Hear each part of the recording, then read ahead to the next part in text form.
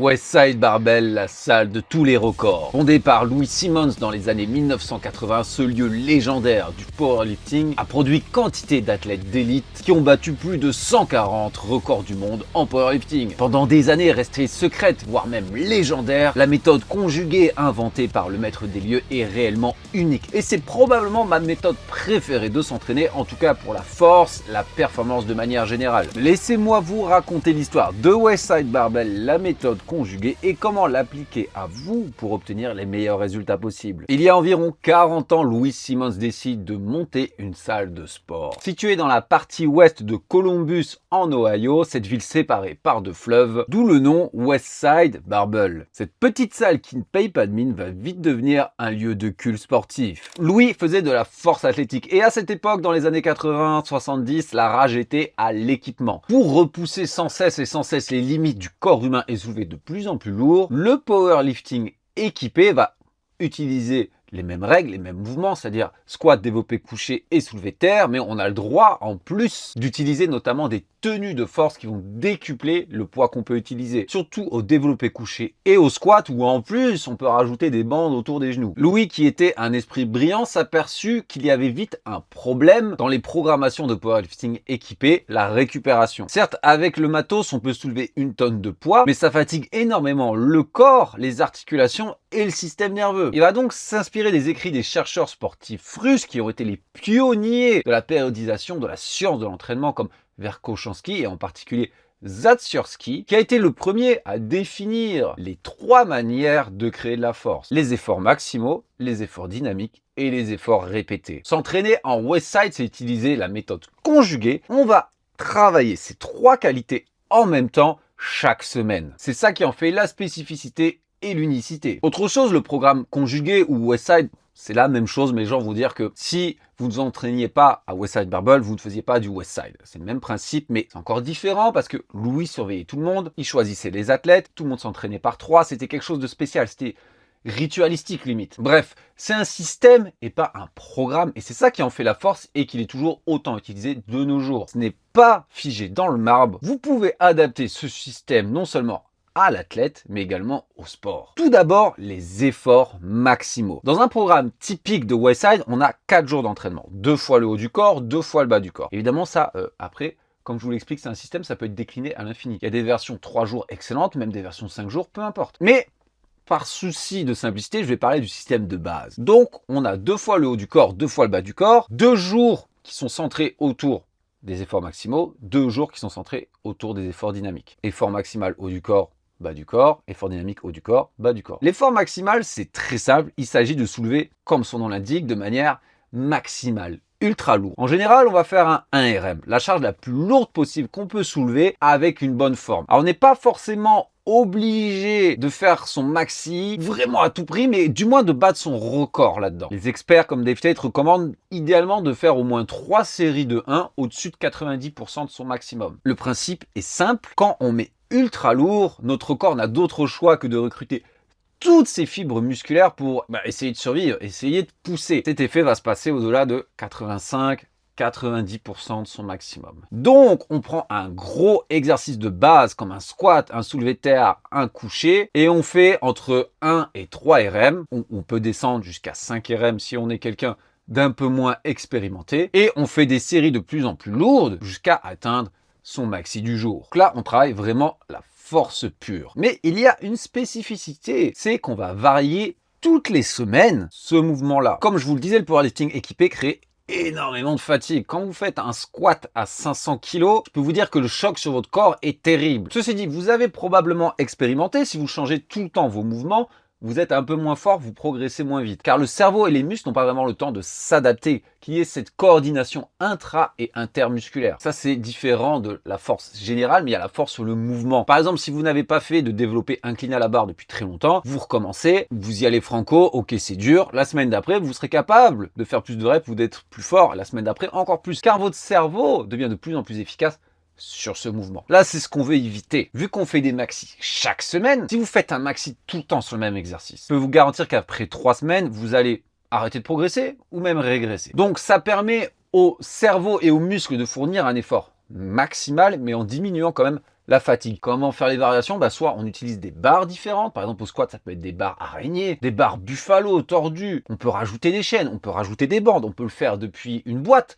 On peut faire du front squat. On peut même faire du Zercher squat. Tout ce qui est un mouvement de squat à peu près. Pour le haut du corps, c'est simple. On va rester à chaque fois sur une variation de développé, en général couché, mais parfois du militaire. Surtout si ça a plus d'intérêt dans votre sport, comme par exemple le strongman. Pour le squat, dans le format de base Westside, on va généralement faire première semaine une variation de squat, deuxième semaine une variation de deadlift, troisième semaine à nouveau une variation de squat, mais la quatrième, on ne va pas faire une variation de deadlift parce que c'est trop fatigant le deadlift pour le système nerveux. C'est l'exercice avec lequel on met le plus de charge et qui va certes créer le plus d'adaptation positive, mais également plus de fatigue. Donc en général, cette quatrième semaine, on va faire une variation d'un exercice moins fatigant comme un good morning. Et là, on n'hésite pas à peut-être mettre plus léger. Donc au lieu de faire un 1 RM, on va faire un 3 RM ou un 5 RM. Ceci dit, encore une fois, à adapter. Si par exemple, vous voulez à tout prix augmenter votre soulevé de terre, ou bien que vous n'êtes pas super fort au soulevé de terre, lâchez-vous. Peut-être même que si vous voulez, vous pouvez faire jamais de maxi au squat et que sur une variation de soulevé de terre. Pourquoi pas? Ça sera adapté à vous. Ensuite, nous avons les efforts dynamiques. Là, l'objectif va être de déplacer une charge modérée, mais le plus vite possible. Deuxième manière de recruter toutes ces fibres nerveuses, c'est ainsi. Quand on veut déplacer la charge le plus vite ou le plus fort possible. D'ailleurs, il va même se passer un recrutement inverse des fibres nerveuses. C'est-à-dire que les fibres de type 2, donc les plus fortes et les plus rapides, vont être recrutées en premier avant les fibres de type 1. En gros, on soulève explosivement. Dans le système de base, ça va être généralement du squat. Et parfois, ça peut être squat puis soulevé de terre. Mais au lieu de faire des trucs comme par exemple du lourd léger ou des séries de 6 comme on a l'habitude de faire en France ou dans les blocs de l'Est, là, on va utiliser un nombre de répétitions bien plus bas, mais un nombre de séries bien plus élevé avec peu de temps de repos. Par exemple, 8 séries de 3 avec même pas une minute de repos. On enchaîne, on enchaîne. Ça peut paraître bizarre la première fois qu'on l'utilise, mais je vous garantis, on va développer la capacité de travail, la capacité technique, parce qu'on aura plein d'occasions de pratiquer des séries, et de devenir plus explosif, va augmenter notre force, car on va augmenter notre pic de contraction musculaire totale, et également d'atteindre ce pic plus vite. La Westside s'est illustrée en incorporant l'utilisation d'élastiques et de chaînes, donc ce qu'on appelle la résistance accommodante. L'intérêt, c'est que plus on pousse, plus il va falloir continuer à accélérer car la charge devient plus dure. Vous voyez les maillons d'une chaîne, quand ils sont au sol, il y a 0 poids. Mais plus vous montez, plus les maillons se soulèvent, plus la charge devient lourde. Plus léger en bas, lourd en haut, vous êtes obligé d'accélérer et d'envoyer un maximum de force. Et ça va vous rendre encore plus explosif, encore plus fort. Il y a eu tout un tas d'études sur l'accélération compensatoire, donc ce type d'entraînement, et ça a montré des bénéfices certains pour la force et l'explosivité. J'en ai fait plein de fois sans bande, sans chaîne, et j'en ai fait avec. J'en ai refait encore il n'y a pas longtemps, là, comme là sur cette vidéo, vous pouvez voir absolument rien, mais c'est la seule que j'ai filmée hier. Rien qu'on sort, on a les élastiques qui nous tirent vers le bas. On sent cette tension, on sent déjà que notre corps, il est prêt. Et je vous jure, vu que les élastiques nous amènent vers le bas, ou les chaînes, je ne sais pas pourquoi, mais peut-être qu'il y a plus d'accumulation excentrique et on est capable de remonter encore plus vite, encore plus fort. C'est excellent, je vous conseille d'essayer. Personnellement, c'est ma manière préférée de m'entraîner, je ne vais pas vous mentir. Les chaînes, le feeling ou les élastiques, même en hypertrophie d'ailleurs. Petit aparté, mais pour l'hypertrophie, c'est excellent car on est capable d'avoir un volume de travail plus important. Si on met des élastiques ou des élastiques inversés, donc en partant du haut, on va mettre bien plus lourd sur la barre quand on met des élastiques inversés. Ou bien le poids total en haut avec les chaînes sera plus lourd. Évidemment, quand on descend, il est moindre. Mais quand on descend, c'est là où c'est plus dur. Alors qu'en haut, par exemple, si vous faites du tiers de squat, c'est très facile, vous pouvez mettre bien plus lourd. Donc, à chaque courbe de la résistance du mouvement, vous êtes capable de procurer un stimulus maximal. Excellent, par contre, c'est fatigant, donc ne faites pas ça tout le temps. Deuxième intérêt, c'est sur les articulations, parce qu'en général, c'est quand on est dans l'amplitude éthyromax, par exemple, tout en bas du coucher, là où ça tape dans les épaules. Mais si là, c'est léger et que là, c'est lourd, vous comprenez, on peut se faire plaisir avec moins de douleur. Ça, c'est pour l'aparté. Donc, en général, pour l'effort dynamique, on ne va pas changer chaque semaine. On va garder le même mouvement pendant 3 ou 4 semaines. Par exemple, on va faire squat avec élastique. Gardez un mouvement qui est proche de votre mouvement phare. Donc, si vous êtes powerlifter, gardez du squat. Vous pouvez le faire sans élastique. Vous pouvez faire aussi du box squat avec élastique, avec chaîne, du front squat. Bon, bref, peu importe. Quelque chose comme première semaine, vous faites 6 séries de 4. Deuxième semaine, 8 séries de 3. Troisième semaine, 12 séries de 2. À chaque fois, vous augmentez la charge. Évidemment, si vous n'utilisez pas de bande ou de chaîne, vous allez mettre plus lourd. Par exemple, Thibaudot en a fait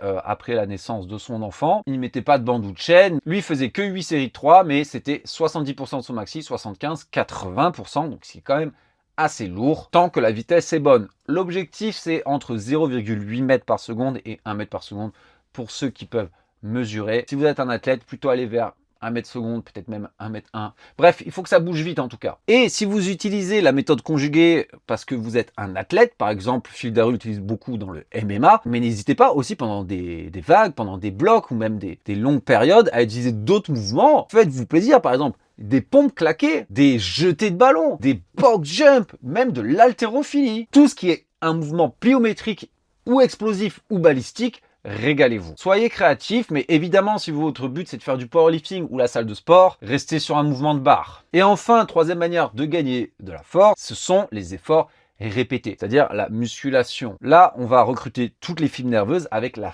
fatigue générée par le nombre de répétitions les unes après les autres. Bon, l'objectif c'est surtout de gagner du muscle. Là, on va utiliser des exercices de renforcement, donc que ce soit après notre effort maximal ou après notre effort dynamique, pour gagner du muscle en priorité sur nos points faibles. Là, il n'y a pas de règle, il n'y a pas de limite. Si par exemple, vous êtes un athlète qui avait un point faible triceps sur votre développé couché, n'hésitez pas à faire de la JM press, des skull crushers, des extensions triceps. Si vos quadriceps sont pourris, lâchez-vous sur le hack squat, le leg extension, etc., etc. C'est votre renforcement habituel. C'est également là qu'on va trouver nos exercices de corps, n'est-ce pas, des abdominaux. Et chez Westside en particulier, on est très fan du travail de chaîne postérieure. Si vous êtes un athlète, c'est probablement une très bonne chose, mais en général, il va y avoir à chaque séance ou quasiment chaque séance, au moins un exercice de dos et un exercice pour les lombaires, que ce soit des hyperextensions classiques sur le banc lombaire ou des reverse hyper, donc les hyperextensions inversées, qui est littéralement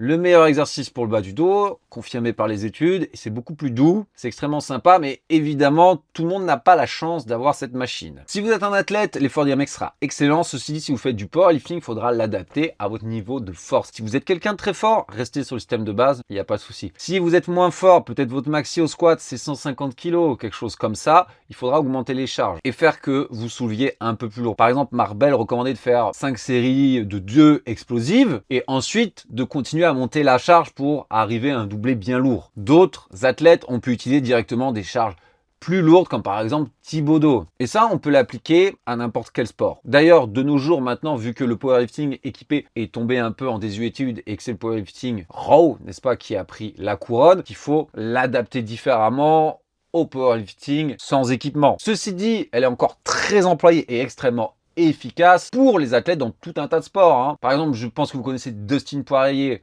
en combat qui est entraîné en Westside par Phil Daru. J'ai moi-même utilisé cette méthode avec un de mes clients pour réussir les concours de l'armée en tant qu'officier. Actuellement, avec un nageur dont on va essayer de battre tous les records de France, ou encore un pompier. Mais il y a des tas d'exemples dans d'autres sports. C'est encore beaucoup utilisé, par exemple, dans le combat, dans le hockey, dans le crossfit. Par exemple, Jason Brown a popularisé le conjugué pour crossfit dans des tas de boxe aux États-Unis, dans le lacrosse même. Bref, tous les sports où il faut un minimum de force et d'explosivité, ou du moins que la force est utile, l'explosivité c'est utile, Westside sera bon. Après, ça sera à vous d'adapter les exercices en fonction de votre sport et en fonction de la période où vous vous trouvez. Si vous êtes loin des compétitions, vous pouvez rester sur des gros exercices de base, justement pour bosser votre base. Et plus vous approchez la compétition, plus vous faites du spécifique. Par exemple, pour mon nageur, utiliser du pullover en explosif, à un moment donné dans les efforts dynamiques, ça va être une très très bonne idée, car ça a beaucoup de transfert sur son sport. Et on va finir sur un template de base. Si vous l'utilisez en tant que go muscu, vous faites de la salle, vous voulez juste devenir plus fort, plus musclé. On va rester sur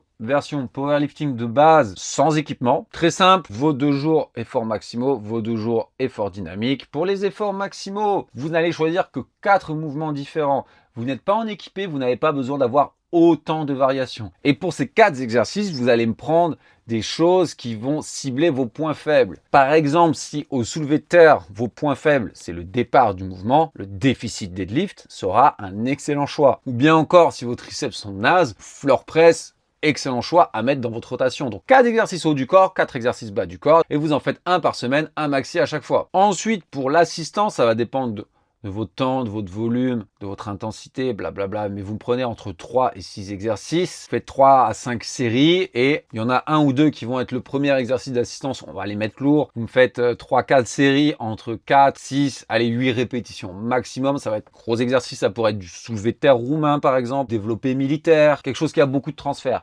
Et ensuite, vous me prenez 2-3 exercices de plus qui vont être votre assistance où on va remonter les répétitions un peu. Pareil, 3, 4, 5 séries, vous me faites entre 10 et 15, peut-être même 20 reps sur les épaules, lâchez-vous. Et si l'esthétique vous importe, vous ciblez idéalement vos points faibles esthétiques. Par exemple, si vous avez un point faible pectoraux, n'hésitez pas à rajouter des fly à la machine, ça sera adapté à vous. Pour les jours dynamiques, restez sur la base du squat, du développé couché, et si vous voulez vous rajouter du deadlift après le squat avec des intensités un peu moindres, et let's fucking go. Même principe sur les exercices d'assistance, vous pouvez bien prendre les mêmes, ou je vous recommande, si vous êtes expérimenter d'avoir des exercices différents que vos jours efforts maximaux. Pareil, vous ciblez vos faiblesses. Si vous avez zéro gainage au squat, vous faites du good morning, vous faites du SSB. Si vos ischios sont pourris, vous faites du soulevé de terre roumain, vous faites des extensions, vous faites du leg curl, etc. Bref, ça va être à vous d'être honnête par rapport à vos forces et vos faiblesses et avoir la maturité de peut-être faire un peu moins de vos points forts, un peu plus de vos faiblesses. Et c'est ça, je vous le garantis, c'est ça qui va faire que ça va réussir ou pas. Bref, voilà, ça sera tout pour aujourd'hui. J'espère que vous en savez un peu plus sur cette méthode d'entraînement. Et si vous avez des questions là concernant, ou peut-être vous avez envie de vous faire un petit programme perso là-dessus, n'hésitez pas à me la poser en commentaire. Je me ferai un grand plaisir d'y répondre et de vous aiguiller là-dessus. Si vous avez aimé la vidéo, n'oubliez pas de la liker, ça vous fera dépenser une calorie. Si vous avez besoin de coaching personnalisé ou de programme personnalisé, n'hésitez pas à me contacter sur mon site allperformance.fr ou directement sur mes réseaux. Et si vous avez besoin de compléments ou que vous voulez me soutenir, allez chez Broadway, donc complément français de qualité créé par Avenir. En ce moment, en plus, c'est les promotions. J'ai le code HAWK10 et je suis avec eux justement parce que c'est de la qualité. Allez, voilà, ça sera tout pour moi. Et en attendant, je vous dis à la prochaine.